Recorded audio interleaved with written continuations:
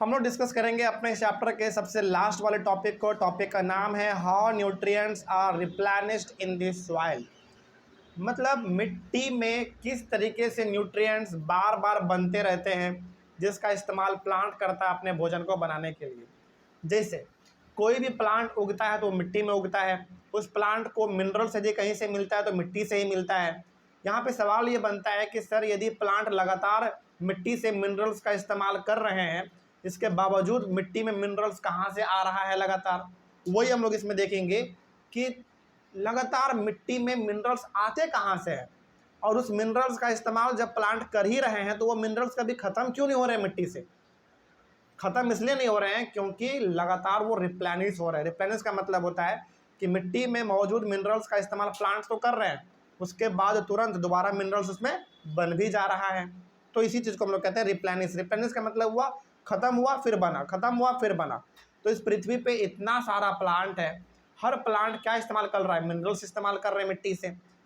तो मिनरल्स ख़त्म हो जाना चाहिए था, लेकिन ख़त्म इसलिए नहीं हो रहा है क्योंकि लगातार मिनरल्स बन भी रहे हैं।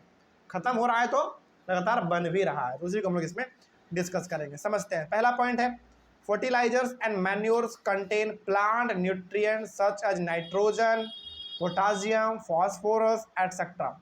फर्टिलाइजर का मतलब हुआ सिंपल सा केमिकल जो कि हम लोग अपने खेतों में डालते हैं, और मैन्योर का मतलब हुआ एकदम नेचुरल खाद।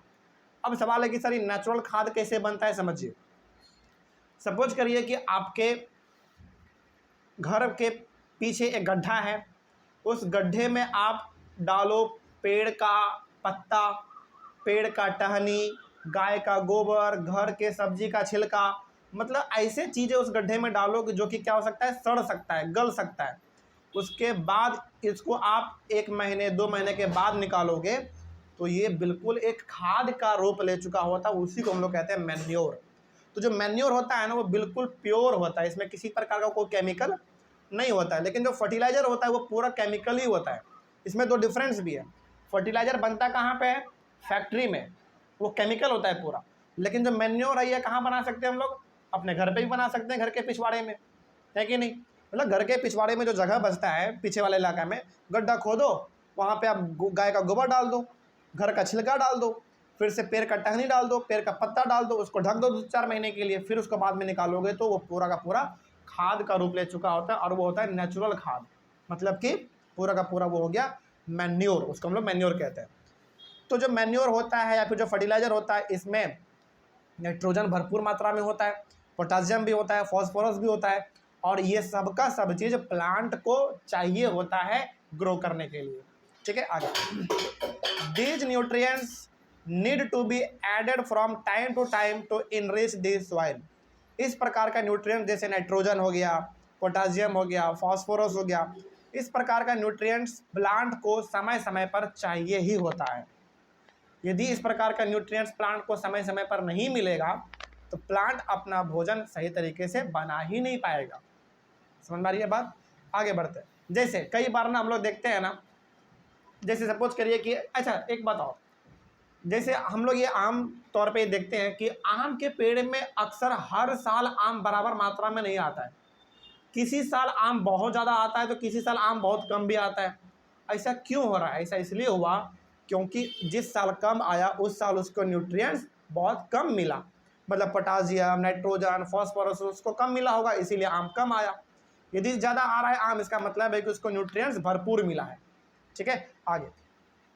तो कहने का मतलब यह है कि प्लांट्स को यदि न्यूट्रिएंट्स सही समय पर और सही मात्रा में मिलता रहेगा तो अपना भरपूर प्रोडक्शन देता रहेगा। We can grow plants and keep the healthy if we can fulfil the nutrient requirement of plants. यानी कि किसी भी प्रकार का आप प्लांट लगाओ, वो प्लांट बहुत अच्छा आपको फसल देगा, बस ज़रूरी यह है कि उसको समय समय पर न्यूट्रिएंट्स आप देते रहिए, मतलब खाद वगैरह, मैन्योर वगैरह आप देते रहिए, वो बहुत अच्छा फसल आपको देगा। Usually crops require a lot of nitrogen to make proteins. After the harvest the soil becomes deficit in nitrogen. देखो, प्लांट अपना जब प्रोटीन बनाता है, यानी कि जब प्लांट अपना भोजन बनाता है तो उसको नाइट्रोजन भारी मात्रा में चाहिए होता है। मतलब प्लांट को भोजन बनाने के लिए नाइट्रोजन बहुत चाहिए होता है। लेकिन जब एक बार प्लांट ग्रो कर जाता है, प्लांट को हम लोग काट देते हैं, तो नाइट्रोजन का कमी हो जाता है फिर। तो जरूरी क्या है, जरूरी ये है कि जितना नाइट्रोजन खत्म हुआ है उतना ही नाइट्रोजन दोबारा उस प्लांट को मिल जाना चाहिए, तभी वो अगले साल भी अच्छी तरीके से फसल दे पाएगा, है ना। आगे, nitrogen gas is available in the air, plants can not use it in the manner they can use carbon dioxide. इसको हम लोगों ने पहले वाले क्लास में भी डिस्कस किया था कि प्लांट कभी भी नाइट्रोजन का इस्तेमाल डायरेक्टली नहीं करता है, ये हम लोग डिस्कस कर चुके थे। एक बार फिर से बताते हैं, बहुत इंपॉर्टेंट है। पहला बात ध्यान रखिएगा कि प्लांट को अपना भोजन बनाने के लिए नाइट्रोजन का इस्तेमाल बहुत करना पड़ता है, ठीक है। और जब एक बार फसल कट जाता है तो नाइट्रोजन का क्या हो जाता है, प्लांट को कमी हो जाता है। एक बात इसमें हमने आपको और बताया था कि प्लांट कभी भी नाइट्रोजन का इस्तेमाल सीधा सीधा नहीं करता है, डायरेक्टली इस्तेमाल नहीं करता है। अब इस पूरे कहानी को एक बार समझते हैं, फिर आगे बढ़ेंगे हम लोग।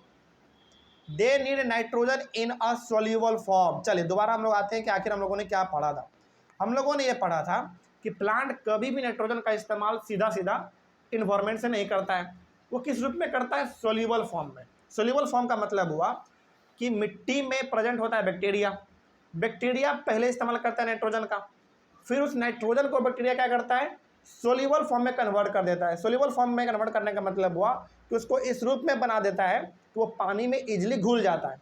और जब पानी प्लांट के बॉडी के अंदर जाता है तो प्लांट के बॉडी के अंदर पानी जब जा रहा होता है तो साथ साथ नाइट्रोजन भी जा रहा होता है।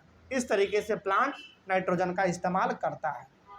उसके बाद द बैक्टीरियम कॉल्ड राइजोबियम। अच्छा, यहाँ पे वो बैक्टीरिया का नाम भी आ गया, ध्यान रखिएगा, कई बार पूछा जाएगा। तो वो जो बैक्टीरिया है जो कि पहले नाइट्रोजन का इस्तेमाल करता है फिर उसको कन्वर्ट करता है, उस बैक्टीरिया का नाम क्या है, राइजोबियम है। कई बार ये सवाल आपसे पूछा जा सकता है कि नाइट्रोजन को कन्वर्ट करने में कौन सा बैक्टीरिया मदद करता है, राइजोबियम करता है, ठीक है, ध्यान रहे। तो the bacterium called rhizobium can take atmospheric nitrogen and convert it into a soluble form. तो राइजोबियम बैक्टीरिया, मतलब राइजोबियम क्या है, एक बैक्टीरिया का टाइप है। देखिए बैक्टीरिया ना बहुत प्रकार के होते हैं, उसी सारे प्रकार में से बैक्टीरिया का एक टाइप का नाम क्या है, राइजोबियम है। तो राइजोबियम प्रेजेंट कहाँ होते हैं, प्लांट के जड़ में, जड़ मतलब मिट्टी में। और वो राइजोबियम नाइट्रोजन को पहले इस्तेमाल करता है, फिर उस नाइट्रोजन को वो सोल्यूबल फॉर्म में कन्वर्ट करता है। सोल्यूबल फॉर्म में कन्वर्ट करने का मतलब हुआ कि उसको ऐसा बना देता है कि वो इजीली पानी में नाइट्रोजन घुल सके। और जब प्लांट के बॉडी के अंदर एक बार वाटर जाता है तो साथ साथ नाइट्रोजन भी चला जाता है, ठीक है। इस तरीके से प्लांट अपना नाइट्रोजन का इस्तेमाल कर लेता है। But rhizobium can not make its own food. ध्यान रहे, मिट्टी में प्रेजेंट कौन है नाइट्रोजन को कन्वर्ट करने के लिए, राइजोबियम है। राइजोबियम क्या है, एक लिविंग ऑर्गेनिज्म है ना, बैक्टीरिया है मतलब लिविंग ऑर्गेनिज्म है। तो राइजोबियम को भी तो भोजन चाहिए होगा, लेकिन राइजोबियम अपना भोजन अपने से नहीं बनाता है, समझिएगा ध्यान से। मतलब ये हुआ कि राइजोबियम एक बैक्टीरिया है, मतलब वो लिविंग ऑर्गेनिज्म है, लिविंग थिंग है।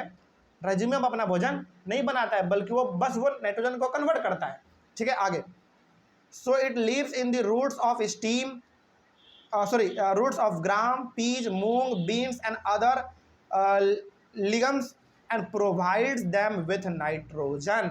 अब समझिए यहाँ पे ध्यान से, राइजोबियम प्रेजेंट होता है प्लांट के जड़ों में, ठीक है। यहाँ पे राइजोबियम का मदद आप काम समझिए पहले। यहाँ पे ना राइजोबियम और प्लांट दोनों मिलके काम करते हैं। कैसे करते हैं मिलके काम, इसको थोड़ा समझिए। प्लांट को क्या चाहिए बताइए, एक दो पॉइंट और पढ़ते हैं फिर आपको समझ में आएगा पूरा। मोस्ट ऑफ द पल्सेस यानी कि dals are obtain from leguminous plants, in return the plants provide food and shelter to the bacteria, thus they have a symbiotic relationship. अब समझिए पूरा कहानी इसमें होता क्या है। देखो, प्लांट को अपना भोजन बनाने के लिए क्या चाहिए बताइए, नाइट्रोजन। वो नाइट्रोजन उसको कौन दे रहा है, राइजोबियम दे रहा है। बदले में राइजोबियम मांगता है प्लांट से थोड़ा सा भोजन, रहने के लिए जगह, दो चीज़ मांगता है। मतलब राइजोबियम बोलता है प्लांट से कि यार तुमको भोजन बनाने के लिए नाइट्रोजन चाहिए, वो हम कन्वर्ट करके तुमको दे देंगे, क्योंकि तुम तो सीधा सीधा इस्तेमाल कर नहीं पाओगे, तो नाइट्रोजन को कन्वर्ट करके हम तुमको दे देंगे। लेकिन राइजोबियम बोलता है कि बदले में हमको दो चीज़ चाहिए। क्या चाहिए, पहला चीज़ रहने के लिए हमको जगह चाहिए, वो भी कहाँ पे, तुम्हारे जड़ में, पहला चीज़। दूसरा चीज़, हम एक लिविंग ऑर्गेनिज्म है तो हम अपना भोजन नहीं बना पाएंगे, तो भोजन भी हमको थोड़ा सा तुमसे चाहिए। तो प्लांट बोलता है यार ठीक है कोई बात नहीं, तुम हमको नाइट्रोजन कन्वर्ट करके दे रहे हो तो बदले में हम तुमको थोड़ा सा रहने के लिए जगह और थोड़ा सा भोजन दे देंगे। तो दोनों खुश, प्लांट भी खुश है और राइजोबियम भी खुश है। तो इस प्रकार के रिलेशनशिप को हम लोग बोलते हैं सिम्बायोटिक रिलेशनशिप। तो अब यदि आपसे कोई पूछे कि बताइए सिम्बायोटिक रिलेशनशिप क्या होता है, तो आप बताइएगा कि राइजोबियम जो कि एक बैक्टीरिया है वो प्लांट के जड़ में रह के प्लांट को नाइट्रोजन कन्वर्ट करके देता है। बदले में प्लांट क्या करता है, प्लांट क्या देता है राइजोबियम को? दो चीज़ देता है, रहने के लिए जगह और खाने के लिए भोजन। तो ये दोनों एक दूसरे के ऊपर डिपेंड है कि नहीं, बताओ? बिल्कुल डिपेंड है। तो ये दोनों के रिलेशनशिप को, इस दोनों के संबंध को हम लोग बोल देते हैं सिम्बायोटिक रिलेशनशिप। अब याद रहेगा। चलिए आगे बढ़ते हैं।